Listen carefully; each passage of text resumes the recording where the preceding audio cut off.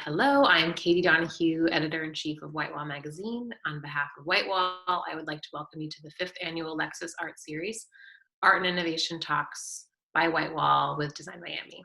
And to our panel today, what's next for designers and creatives in a post-pandemic world, looking at the big takeaways of 2020 for the creative industry. So our panelists joining us, Yves Béhar, the founder and principal designer of Fuse Project, who has pioneered design as a force for positive social and environmental change. Kevin Hunter, president of CALTY Design Research, whose vision has been behind the LFLC and the LC 500. Nikolai and Simon Haas, multidisciplinary artists whose work explores nature, science fiction, psychedelia. And Marcel Wanders, founder of the leading product and interior design studio out of Amsterdam, known for creating worlds of fantasy. Okay, let's just get started. I'd love to just hear from all of you. Obviously, this has been a big year, lots of change. I guess, what's kind of your day-to-day look like right now and how that's a little bit different than, a year ago? Maybe we can start with Simon and Nikolai.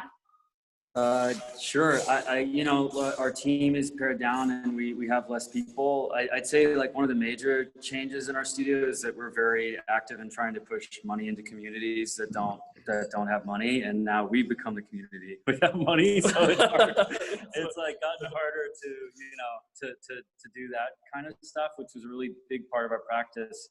And all joking aside, what that's meant is just I don't think there's a person this year that hasn't looked at their lives and gone like, is this even important? And then ultimately, I think you decide parts of it are and parts of it aren't. And so it's like an excellent opportunity to sort of spend time looking at yourself and your practice and understanding what it is that you do that is worth doing when stuff gets normal again. It was a huge privilege to have been, I think, skating through the world the way we all have for such a long period of time. And I hope that years from now, when everything is back to normal, we all remember, just how lucky we are just to be able to, do what we do. I think that's been the main thing, is just a refocusing of our intention and trying to understand our own practice as well as we can, So it's become more introspective. It feels a lot more now like it did 10 years ago, which is kind of cool. It's like reinvigorating me in a way, and I'm having to shift digital a whole lot more. Like I spend a lot of time doing renderings now, which I didn't really do. So it's cool. We're just reframing everything and restarting essentially. Kevin, for you, what's that look like? Well, I mean, for us, it's a huge change because a lot of our work deals with physical properties, models, clay models of exterior automotive, interior automotive. So we're basically all working from home for the most part, unless someone has a job that's modeling or fabricating, and then they're coming into studio. We have small teams coming in here and there, but I would say mostly 80% of our company is working remote. And, needless to say, that's been a huge challenge. But we've already transitioned to a lot of digital tools by now. We've been underway doing that for the last 5 years at least anyway. So it's been a big test of our digital tools and how good they actually are and how good we are with them for the most part, whether we've been educating ourselves enough and, moving away from physical models as a primary way to express our ideas, to show what we're doing and what our intention is for design. So communication's a big challenge. We still deal with a lot of engineering teams and a lot of planning teams, and they're, some of them are in Texas. They're in Toyota's headquarters in Texas. We're in California, and we also have a design studio in Michigan outside Detroit. So we're all just trying to keep, good communication and sharing data, a lot of data sharing and a lot of online meetings. That's pretty much it. Yeah. Yeah, I can imagine that's a huge difference from previously. How about you, Marcel? How do things look right now for you? Life's amazing. I mean, I've learned how to cook. Really, I'm pretty good at it by now, and also vacuum cleaning is not such a bad thing to learn. So no, I've learned a few things. I did a few other courses that are interesting, online courses. So on that note, I think it's an amazing period because there's so much time to invest in things that basically maybe normally you don't want to find the time for it. At the same time, also in the studio, I mean, we were quickly in sending everybody home, making sure everybody's connected online. And so in a way that's working pretty well. I think there is a sense of efficiency that's higher than we are used to, because in a way there's less, less spoilage of ideas and less spoilage of time. And that's what worries me, because I think one of the really good things about my studio is that we're not efficient. It's really one of our major qualities that we do things 5 times instead of 2 times, or we just make too many ideas and then we pick the right ones. And so I think we're a bit efficient, and you know, we're trying to do everything really well, and we don't fuck up as much as we're supposed to do. And so that's a bit worrying. We have hired people from further away, because we think like, oh, if later they're with us like once a week, maybe it's fine. So it's a bit different on that aspect. In Moy, which is the company that I art director, we were on a path of taking the road a little bit different already, like 2 years ago. So we started to give less power to the big international events, but to the more local events. So to not do one big party, but to 30 small parties, more or less, right? And but I thought it was the right thing to do, have people fly less, be more aware of what's happening in their area, because the world's a big place at the end, right? We think it's small, but it's at the end it's big. And so that turned out the right thing. You know, it's the kind of thing that we build on now. Yeah. It's boring. It's boring. I assure you, it is not. My daughter was planning to go to San Francisco for her internship. She's sitting in my room here next door. Well, I like her. San So it's good. I like her. So it's good. But she should have been, you know, with these beautiful people in San Francisco. Yves, we'd love to eat our things in San Francisco. I'm sorry. Well, I mean, there's nothing that's the same. I mean, when you say small changes, I'm talking about big changes, right? But I think after the first week, when everybody was in shock in mid-March, you know, that first week, you know, it was hard to feel like your skills and your passions were needed, or were, you know, something that was relevant at the time. But we got involved in a lot of relief and COVID related projects, which kind of, it makes you feel when you wake up in the morning and you're like, oh, now there's something I can contribute. Now there's something I can do. It gets you past that shock, that initial shock.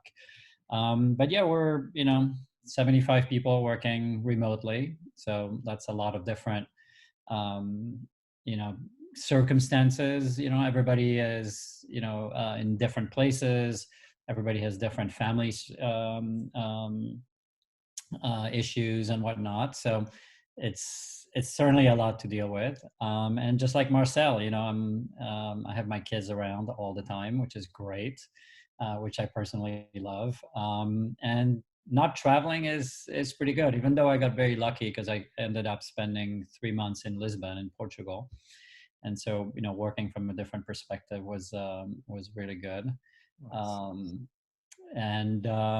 Yeah, you know, trying to stay relevant, trying to think about design resilience. How are the things that we design, the products, the systems, resilient to dramatic change like the one we've just experienced? Yeah, I was so curious to hear from you all how this time, and Nikolai and Simon, you mentioned even thinking of like, is what I do worthy?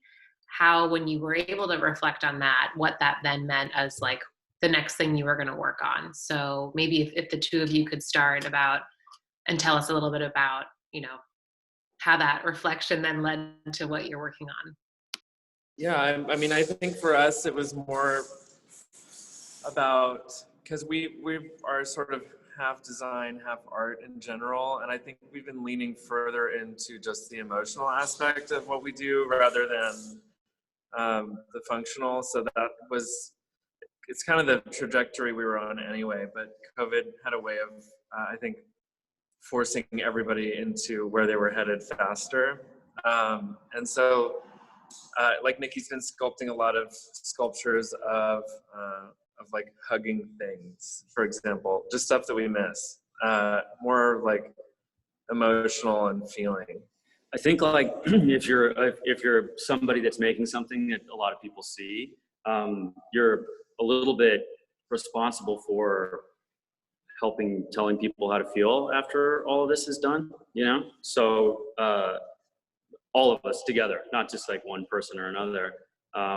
So I think it's just ultimately, yeah, we did decide what we do is important and that there's a reason for it.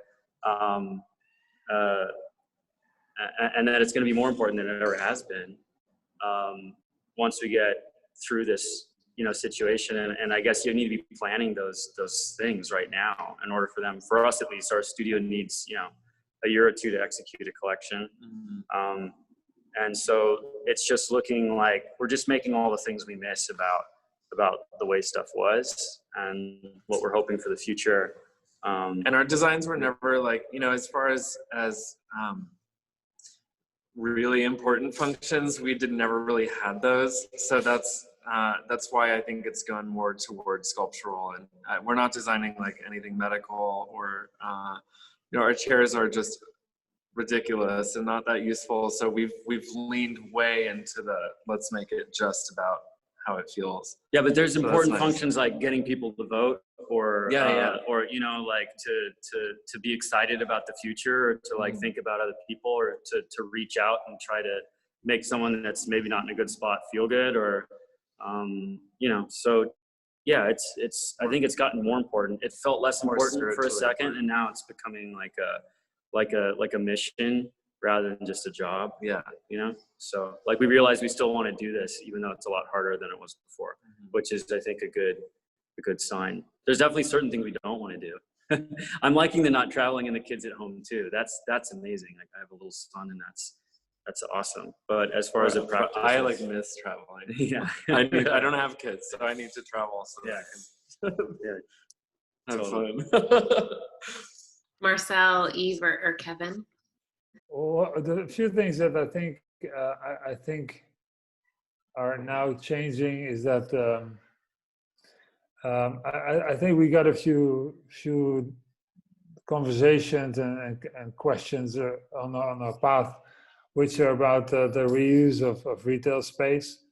Like, I mean, there's an interesting amount of space that will be obsolete soon, or at least temporary. Able to do something else. There's some other areas that are really changing, that really change their logic. But to me, if you want to see the overall picture, I think if you if I look at the last few months, the one thing that struck me is the amount of change that happened in what I felt about where I am.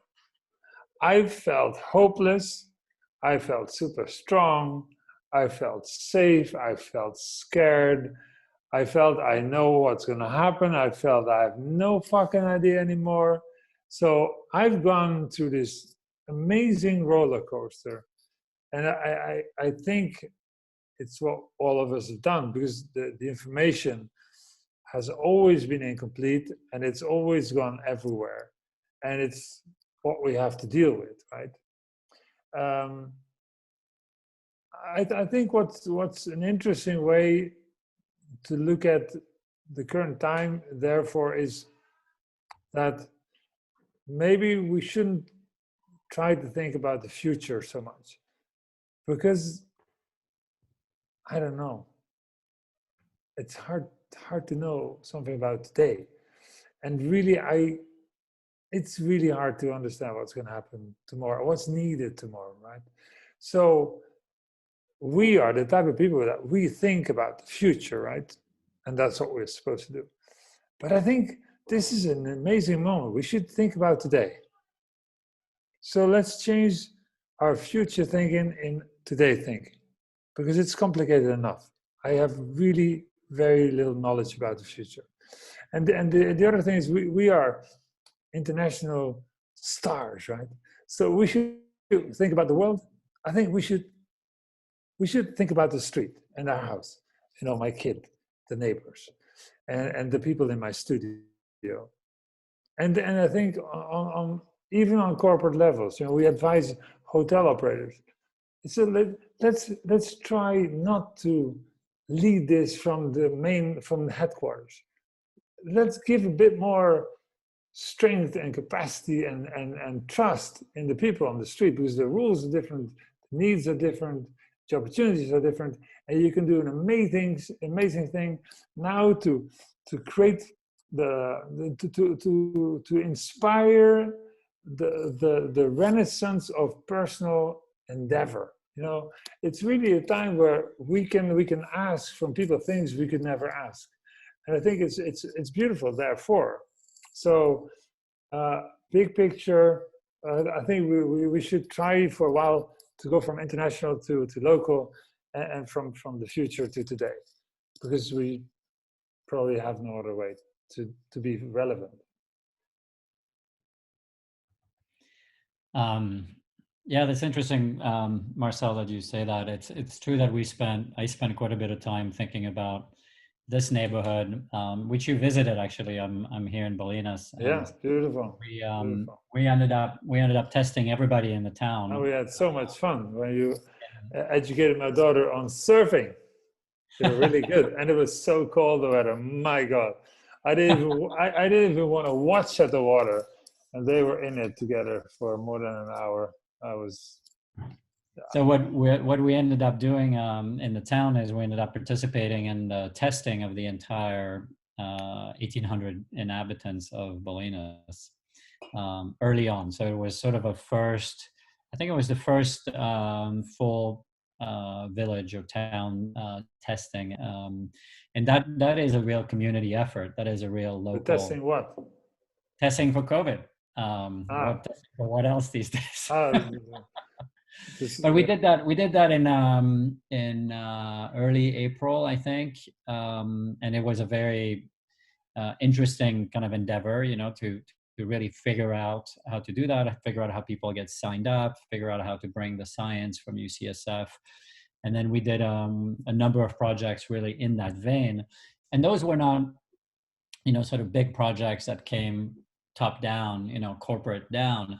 These were really initiatives inside, you know, either the local area or by people in my studio. So, you know, they wanted to design a ventilator. And so I'm like, okay, I'm sure there's a million ventilators out there. Let's design a ventilator that can be assembled in 4 hours and use open source parts, et cetera, et cetera. And you know, we did, and it's in FDA approval now, and it's like under $1,000. So there are things you have to go with the flow more, I guess, and the flow is in the present, as Marcel says.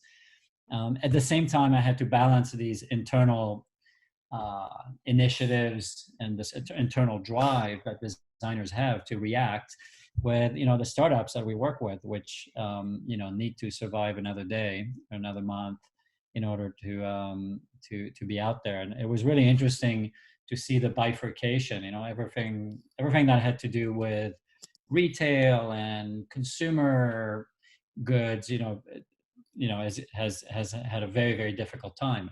Everything that had to do with home and fitness and ways to deliver experiences, straight into people's homes has done amazing. So it's really been very like bifurcated, right? There's things that are surprisingly booming and blooming, and there are things that are in survival mode. And having to deal with both as a designer, it's in this binary fashion, can be a little confusing and a little challenging. But those are the things we need to address on a daily basis. And Kevin, I wanted to hear from you. I'm always fascinated by automotive design because you're thinking in the future, but like really in the future. And how has, talking about the future, Marcel, and also just about those like emotions, how has kind of this change in human behavior perspective, how is that making you think about the kind of experience people want from their car, and has that come into the design room? Well, I mean, we're in a time where we're doing a lot of digital communication where maybe we're lacking a little human connection, at this moment. So cars are all about, they're physical objects that, move in our world, and they're mobility devices. And so I can't help but think anyway that we're still going to want something emotional in the future, and something that feels more human, perhaps less, machine-like. Maybe as we get into this whole understanding of our digital environment we're in now, where everything literally seems to be moving in that direction. Maybe this whole experience we've all been going through, there are good points to it and bad parts of it, and maybe we'll sort through some of those things a little faster, having been through this experience, than we normally would have, on a normal trajectory of getting immersed in more of a digital world, and what that all means from a human connection point of view. So, I mean, honestly, I don't think it's really affected our product direction all that much from what we've been doing. We have to plan things well into the future. And we tend to work, personally for us, we're working on more near to midterm projects right now. But what it really has done is it's caused us to have a massive reflection on our process. And we tend to be a process-driven organization because it requires so many different groups and large teams of people to get a automobile manufactured. So we've been looking at the way we communicate. We tend to be a face-to-face company, so it's not really unusual for me to hop on a plane and fly to Japan for 1 or 2 meetings and come back. That was our normal existence, and that is that human connection, that face-to-face connection that we all think adds benefit to our process. But I think what we're finding out is maybe it's not quite as essential as we thought it was, and it's accelerated our ability and maybe our acceptance of newer ways to work that can actually be more efficient without being in physical contact with one another. So, for example, now we're doing complete, VR, virtual reality reviews, where I'm in Newport Beach. We have a studio in Ann Arbor, and we're linked up to Japan, and we're all looking at the same model together.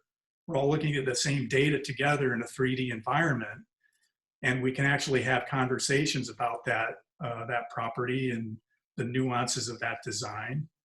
And it's actually pretty darn effective.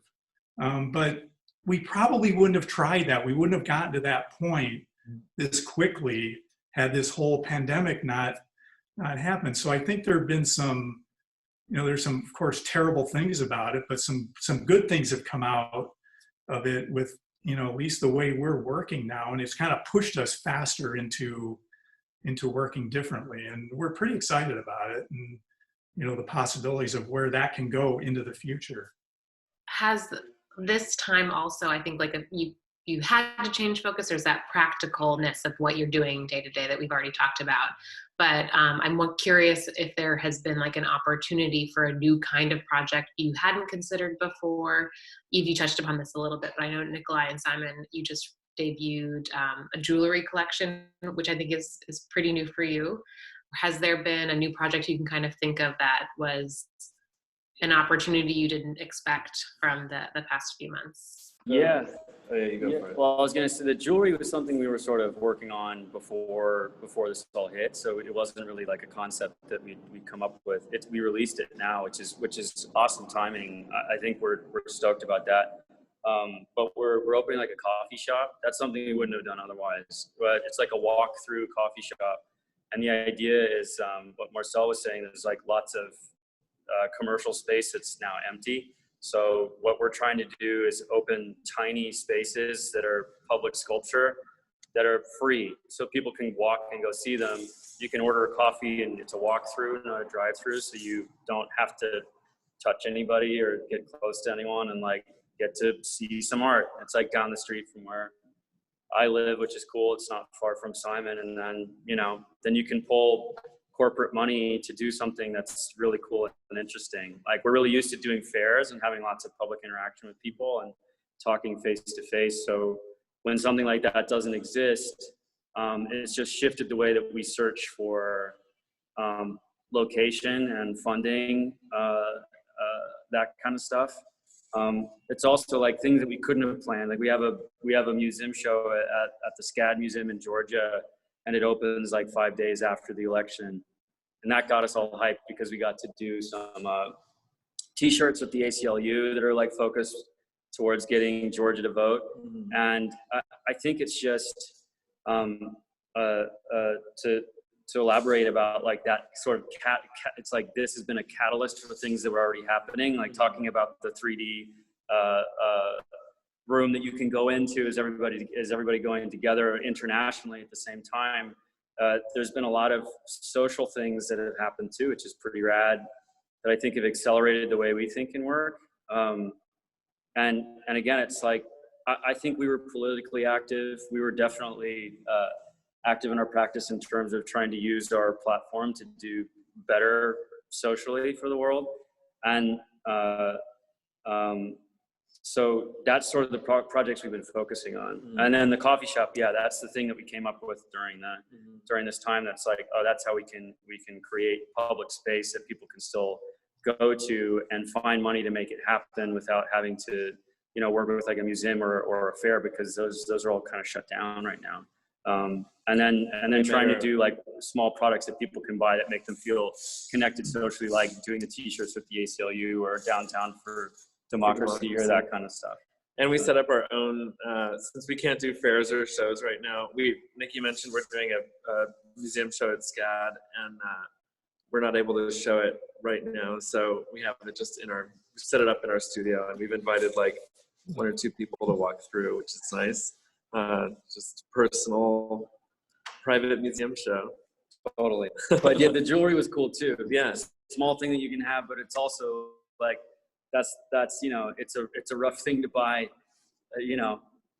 expensive jewelry right now. It seems like a funny thing to work into. It still feels important. Like it's cool to interact with somebody on a level where it becomes an heirloom inside of their family, and like it could be something that they own forever, and it could represent something as important as falling in love with somebody, that you have this like physical version of it. But yeah, I mean, I think it's just to echo what everyone else is saying, this has been really positive time for self-reflection. I mean, outside of all the negative side effects, which are obviously more important, but there's a lot of growth to be had, and it's changed the way we think a lot. But the coffee shop's the main thing. We're like free public art. That's what sort of we're focused on.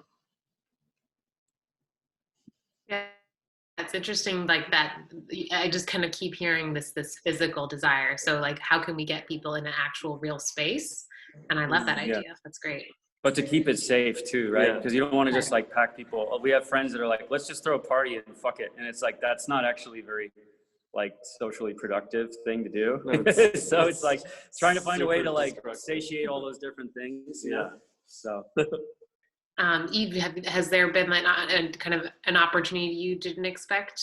I mean, you mentioned ventilators, which is incredible and important. So we're as I said, we worked on testing, we worked on a ventilator, we worked on poster campaign, educational campaign. We did some election stuff as well recently. But the interesting thing for me is like there are projects that were started during COVID, meaning we never actually were in the same room with our partners, and that we did all the development, and they have launched since then. And so it's pretty amazing to think that we can actually do all of this without shaking a single hand, without visiting a single person. And so, it's not ideal. It's not what, I would want to do. There's probably something in between, being constantly on a plane. I probably won't get back to that. I'm pretty sure I won't. And being completely remote, and this group of people being the most people I've seen at once in weeks, that's probably not something that I'll look forward to for a long time in the future as well. So somewhere in between, we'll find, I think, just a better way forward. But it's been interesting. I mean, one of the projects has been the eyeglasses we did with the ocean cleanup with Boyan Slat, which is materials that have been 100% collected from the Pacific Garbage Patch. So it's 100% oceans plastics that we were able to reconfigure into a product that supports future cleanups. We sold out actually on, I think, almost sold out. It sold out 25,000 units, which will allow for a whole cleanup there. So thinking about economies that are circular, where your entire endeavor is financed through recycled goods, through the reuse of a space, the reuse of a material, the reuse of and a physical asset out there that has been either thrown away or that is not being used today. So I think it's good to think about retail spaces, retail environments that should be used for community. I'm thinking about my office, for example. We haven't been there for 8 or 9 months. And what is the meaning of the office of the future? Is it a place where you check that all your employees are here and you make sure that everybody's working? Or is it a place where people come together more for cultural reasons, more for fun reasons, not so much to be efficient, as Marcel noted, but to have a sense of community, to have a sense of being together. So I think there will be some real positives coming out of it. And I think we've learned a lot. And I think it's the adventure of our lifetime, to be honest. I mean, I don't know. I don't think the world, all of us have been in the same predicament in this way for a few, for probably 100 years. So it is quite the world event, and I hope it leads to some adjustments and probably some pretty good parties after, when we can all get back together. Kevin, I'm also curious, given how our mobility has changed, most of us really aren't, can't fly or go anywhere. But the car has become, I know so many people who bought cars this year for the first time in a long time, maybe not for our LA people, I know that, but there's a lot more people driving. There's things that you can now do with your car. People are really turning to moving around that way. I guess what's the Lexus perspective on that? Well, it's hard to say how all this is going to settle out and what behaviors will stick and what will transition and what will get back to normal. I don't think anybody really knows yet. Clearly it's a moment in time that we're going to get through, and we'll move on to the next step here.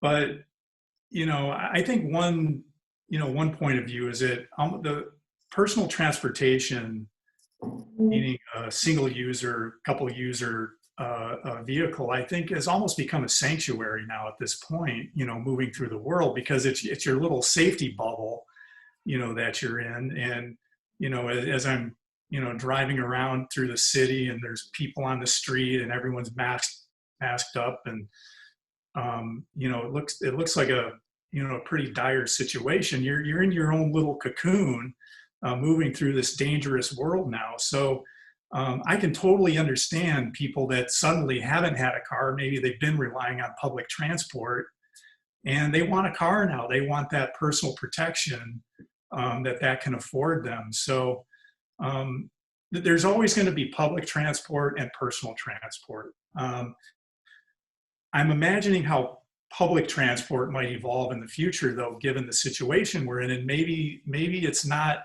as public as it used to be. Maybe there needs to be little protection bubbles within the public transport system to give someone the feeling of security and safety and trust as they're moving about the world. And I also wonder about the shared economy, of the Ubers and Lyfts and sharing we share everything now.